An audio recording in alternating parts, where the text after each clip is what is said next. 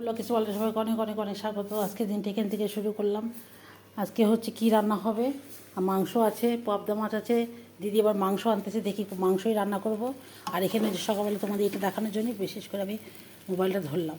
এই যে সকালবেলা তোমরা সকালবেলা খাওয়ার জন্য যে এরকম করে ডালিয়া করতে পারো, সব রকম সবজি দিয়ে, একটুখানি মুগ ডাল দিয়ে, ডালিয়া দিয়ে সুন্দর করে এরকম করে খিচুড়ি মতন আর কি, একটু ঘি দিয়ে এরকম করে করে খেয়ে দেখো, খুবই টেস্ট লাগে খেতে। এটা এখন আমি একটু কষিয়ে জল ঠল দিয়ে দিব, একটা সিটি মারবো, হয়ে যাবে। এ হচ্ছে ব্যাপার। ভাতও হয়ে গেছে, এখন আমি মাংস রান্না করব। জানি না, পাবদা মাছও আছে, মাংস আছে এই যে এতখানি, আরও মাংস আনবে বলে। তাহলে বেশি করে মাংস আনলে তাহলে আর পাবদা মাছটা দেখি কী করি। এই যে পাবদা মাছটা কাটা আছে, পাবদা মাছ রান্না করব। কালকে মাছ পড়ে আছে, মেয়েবার মাছ খায়নি, যে মাছ পড়ে আছে কালকে, সেই জন্য ভাবতেছি মাছ রান্না করব কি না করব। মাংসটা তোমাদের সাথে শেয়ার করবো, আর এই যে দেখিয়ে দিলাম, এই যে ডালিয়া হচ্ছে দেখিয়ে দিলাম। ঠিক আছে, আবার পরে আসছি। আর এই যে হচ্ছে মাংসের মশলা টশলা সব করতেছে, এই যে সব একটা বাটি করে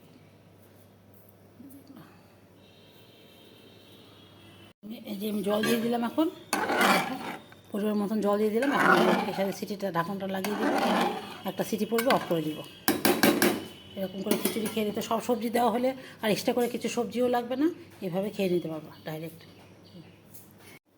যে মাংস নিয়ে আসতে হবে, আবার আগের মাংস ছিল, আগের মাংসটা রেখে দিলাম, পরে আরেকদিন রান্না হবে। যে মাংস ছিল, আর এখন যে 1 কেজি মাংস নিয়ে আসলাম।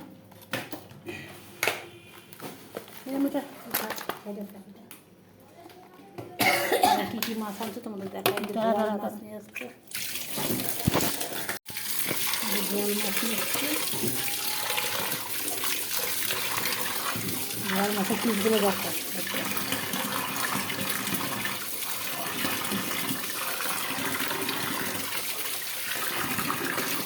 বোয়াল মাছ আর কি মাছ, আর এই যে মাথা নিয়ে আসছে, কাতল মাছের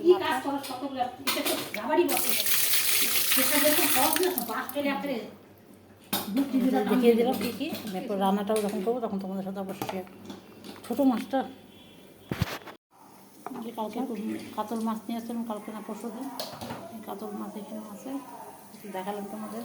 আর এই ছোটো মাছও নিয়ে আসছিলাম, চিংড়ি মাছ, পাবদা মাছও দেখালাম, এরা সব নিয়ে আসছি।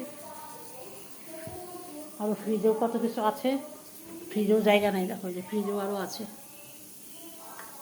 ফ্রিজ ছোটো হয়ে গেছে, মাছ এত আনা হয়েছে না, ফ্রিজ ছোটো আমাদের জন্য। মাংসের আলুটা ভাজা হয়ে গেল, আর এখানে হচ্ছে মাংসটাকে একটু ম্যারিনেশন করে রাখলাম।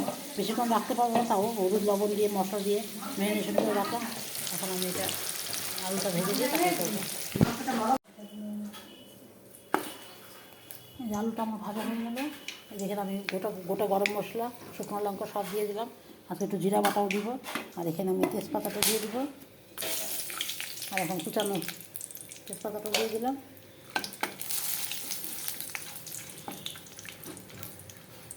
আর এখন এখানে কুচানো পেঁয়াজটা দিয়ে দেবো।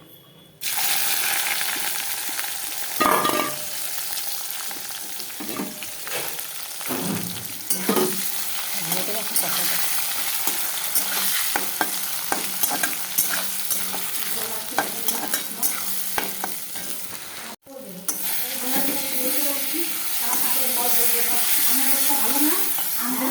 হয় আমরা শুধু মুখে দিচ্ছি ভালো।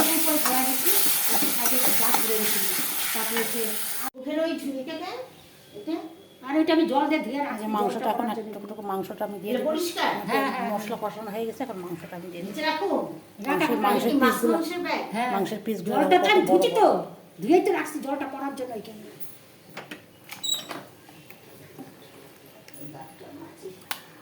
ভাসিয়েছে তো।